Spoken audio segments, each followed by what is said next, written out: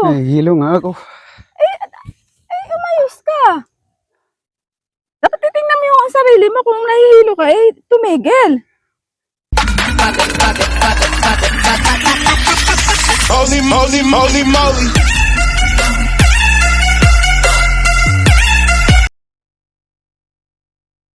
Tayo na mga Dods, bisitahin natin si Juni sa kanyang pag-harvest ng upo kung gaano karami ang kanyang makukuha ngayon.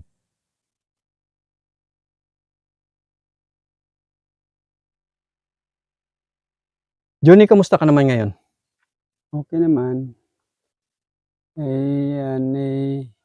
Kakagalaw-galaw pa naman ako kahit paano. Pero wala, talagang hindi pa ako 100% na magaling talaga. Good morning! Good morning! Good morning! Mga Dods, Ansilita, kamusta naman ang buhay nyo dito ngayon? Napakaliwalas ng kapaligiran. Puro taniman ng palay ang inyong makikita. Pero bago nyo panoorin yung aking vlogs, mag-subscribe muna kayo sa aking channel. Malaking tulong yan sa aming mga content creator at tulong na rin kay Juni.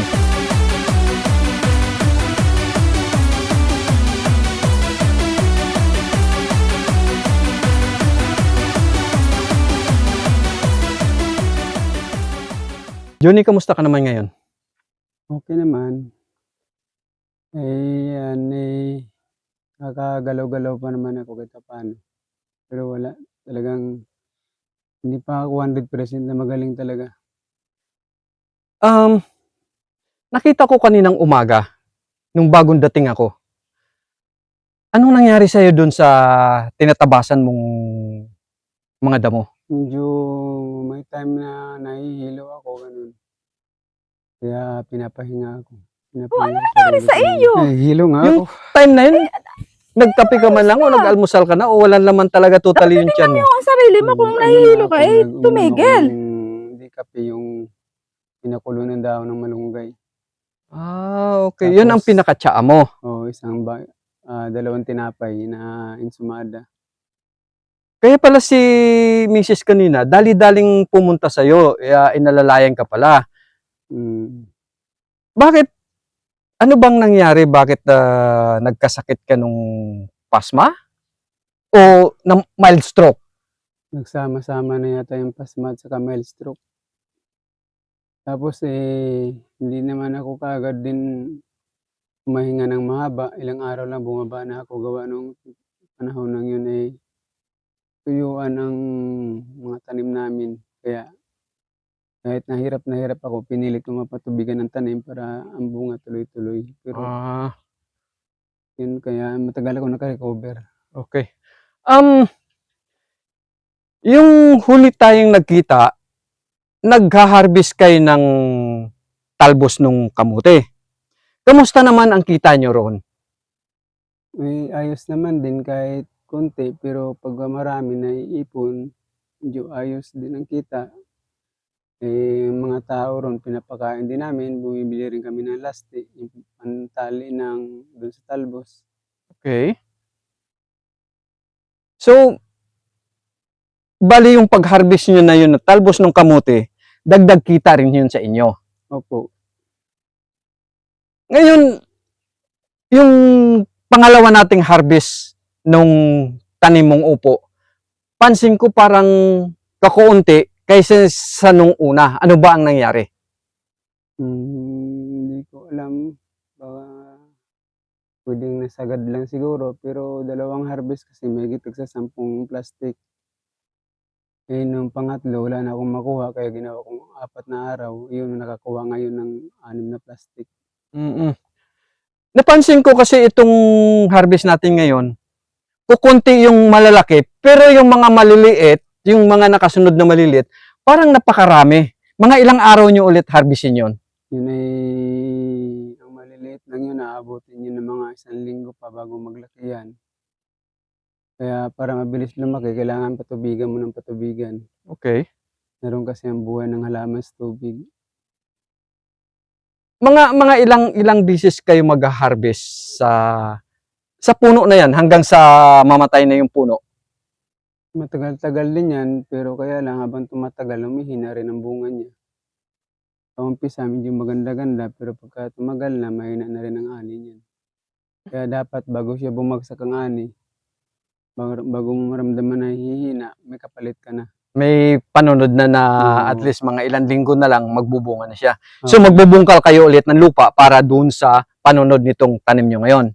Meron na po akong binubungkal doon, ginagamas, 'yun. 'Pag nabuo na 'yun, tataniman na rin 'yun. Kahit na hindi pa 'to siya manghihina, kasalukuyan pa lang siyang umaangat ang ani, tataniman ko na 'yun kasi mabagal akong kumilos. Mhm. Para sakto lang 'yun pagdating nung bago siya babagsak talaga ang ani niya, meron ng kasunod akong ani. Okay. Napansin ko kanina, hinahawakan mo yung pinakadulo nung upo. Yung ano, yung dahon, kumbaga yung pinakadulong-dulo niya, kumbaga talbos. Napapansin ko, bakit mo pinuputol? Kinukuha yung pinakagitna, ang tawag nun pagkakapon para dumami ang sanga lalo pang dumadami din ang bunga dahil ang bunga nanggagaling sa sanga. Yun pala ang purpose noon. Hmm. Okay. Tapos nakikita ko kanina, bakit kayo pasilip-silip doon sa mga puno? Ano bang sinisilip nyo doon? Kaya naku-curious ako, nakikisilip din ako. Ano bang sinisilip nyo ron?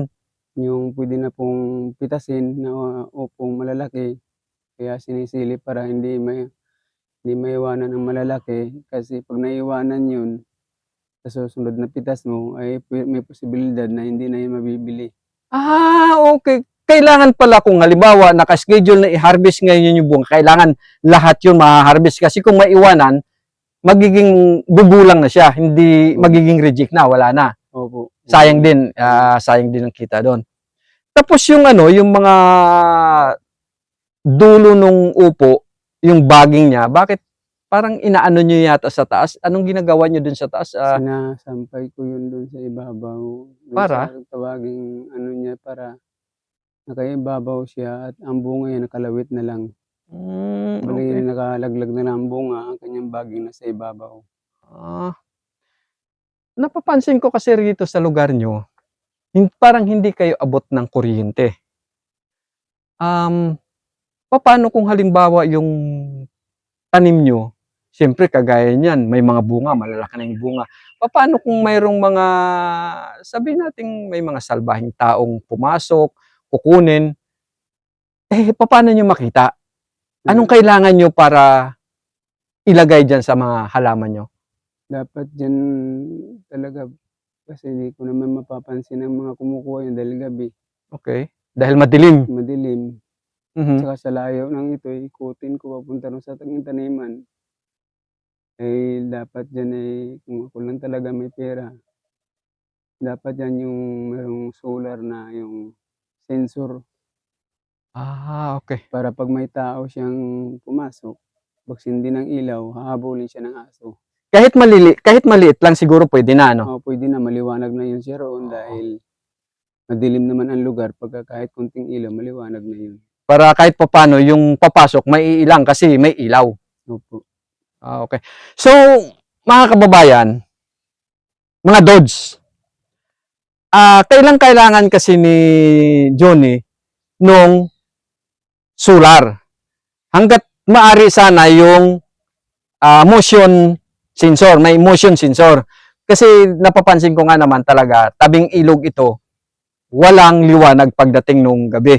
So kahit sino pwedeng pumasok, hindi makikita at hindi mapapansin ng aso, malaya nga naman sila kumuha ng bunga na dapat si Johnny ang makikinabang. So, nangyari na ba sa'yo na pinasok yung taniman mo? Hindi po ako sigurado kung yan ay napasok nila, pero sa tingin ko, medyo yata din mayroon o wala, 'di ako sigurado o baka nasagad ko lang ng pitas. Okay. Kaya maliit ang harvest ngayon.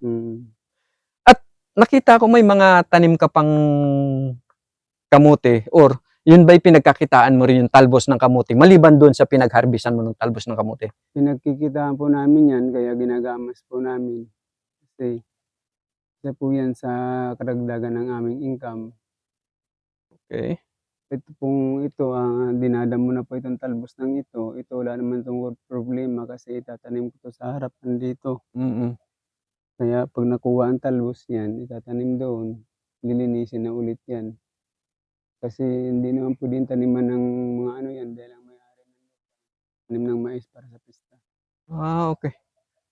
Tapos yung nakita ko, ang lalaki ng bunga nung langka nakakatuwa.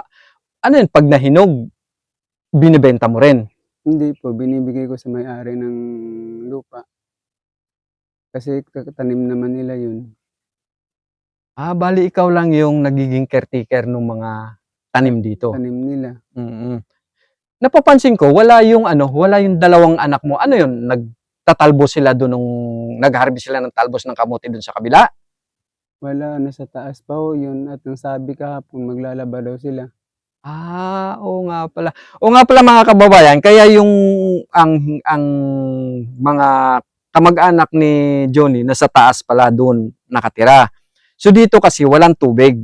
Umaasa lang sila sa tubig ng ilog. So hindi man pwede gamitin panlaba yun kasi banda ron sa itaas may mga nakalublob na kalabaw. Kaya yung mga anak niya, yung dalawa niyang anak, pumunta doon sa mga tita nila, doon naglaba. Okay. Tuwing maglilinis ba kayo o tuwing mag-harvest talagang tulong kayo ng asawa mo? Katulong ko po siya kasi minsan nahihilo ako para makikita niya ako. Okay. So, mga kababayan, kung kayo ay hindi naman gaanong hirap sa buhay at nakikita nyo naman yung sitwasyon ni Johnny, dito lang sila nabubuhay sa pagtatanim ng gulay. Maliit lang naman yung kita, nakabilad sa araw, walang ilaw sa gabi, at lahat na pang gastos nila pang araw-araw, doon din nila kinukuha sa naibebenta nilang gulay. So, hindi sapat. Yung dalawa niyang anak, nag-aaral, isang elementary at saka isang college. Alam niyo naman kung gaano kabigat magpaaral sa college. Kung sino man ang nakakanood ng video na ito, ako po'y humihingi ng tulong sa inyo na kahit ano ang pwede niyong maitulong kay Johnny. So maraming salamat Johnny sa pag-estima mo sa akin. Naabala ko yung paggawa. Maraming salamat. Sana mayroong makapanood ng video ito. Sana po. Baka mayroon kayo pwedeng sabihin sa mga ating mga viewers na may mababait ng puso, maaring pwede silang magbigay sa iyo ng kunting tulong. Sana sa mga nakakita ng aming video, kung bukal po sa kalooban yan, tumulong sa akin kahit kunti, tanggapin ko po yun, malaki pong tulong sa amin. Maraming pong salamat sa mga taong gustong tumulong sa amin. Sir, anong feeling nyo habang namimitas kayo ng bunga ng upo? Ito, nakakaluwag ng pakiramdam. Magandang experience po, ano? Oo, maganda naman. Okay naman. Yung Okay naman. nakuha nyo, yung napitas nyo, bibilihin nyo po yan. Oo, bibili namin pang gulay. Bali Oo. bumili lang kayo pang gulay-gulay. Hindi po panggulay. kayo ang bibili nung kalahatan na... Hindi naman pang sarili lang gamit sa bahay. Yun lang. Okay. Bakit po naisipan yung bumili ng gulay dito sa puno mismo? Dito kasi talagang maano mo kung kung sariwa talaga Hindi kumpara sa nabibili mo lang sa Talaga malalaman mo na sariwa galing kasi sa puno. Saka mas mura Mas kumpara mura. doon sa palengke. Ayun. Madam, kayo po ba ang magbibili ng buong na-harvest nila Johnny na upo? Ito po, bibilihin po namin to yung pang gulay namin. Kasi fresh pa siya. Tapos medyo mura kasi pag dito kami bibili. Kaya Kasi- naisipan yung pumunta kayo rito sa taniman Opo. kasi Pag dito po namin bibilin kasi lang, mura lang siya. Pag doon na sa labas, mahal na siya. ibig sabihin taga rito lang din po kayo sa barangay namin. Opo. Kabarangay lang din po namin kayo. Bakit hindi ko kayo nakikita sa barangay? Sa po kami, San Guillermo sa Siplang. Sip lang. Opo. Saan yun? Diyan lang po, malapit lang po sa may ano, sa may lagpas po ng Alphamart. So, na-experience nyo Dulo. po na mamitas ng bunga ng upo. Ano po ang Opo. feeling nyo nung namimitas kayo ng upo? Masarap po sa pakiramdam kasi ano, ang dami niyang bunga pati. So, nakikita nyo yung Tsaka kasipagan ni Johnny. opo. Masipag si kuya, ang dami niyang tanim. Ansilita, kamusta naman ang buhay nyo dito ngayon? Ito po, nagsisikap po kaming magtanim para po mabuhay po kami, para po may hanap buhay po kami at ipatustos po sa aming mga anak at pamilya po namin. Kamusta naman yung nakaraang araw, yung nakita ko kayo nag-harvest ng talbos ng kamote? Ano po yun? Kumita ba kayo doon o talagang kumita lang? Kumita rin po kami ng konti pambili po ng aming pagkain sa araw-araw po namin at pang ano po ng mga anak namin. Pagka humingi po sila ay may maibibigay po kami. Ano nga pala yung nangyari kanina kay Johnny? Ay, medyo po nahilo po siya at baka po na sobrahan po sa paggagamas niya po kanina at yun po, tirasan lang yata po ng dugo. Wala po ba kayong mga gamit sa paggapa, sa pag-araro? Ano bang kailangan dito? Kasi ang lapad nung tinatamnan nyo, ano bang dapat kailangan? Wala po kaming wala po kaming gamit. Haras lang po ang aming pinanggagapas wish po namin sana magkaroon ng grass cutter kahit para pantulong po sa asawa ko. Kasi po mahina na po ang asawa ko, nagkasakit po siya ng mild stroke kaya hindi po namin mataniman po ng agad-agad at kulang po kami sa financial. So kahit na mild stroke si Johnny, talagang nagsisikap siya na makapagtrabaho para sa pamilya, tama? Opo.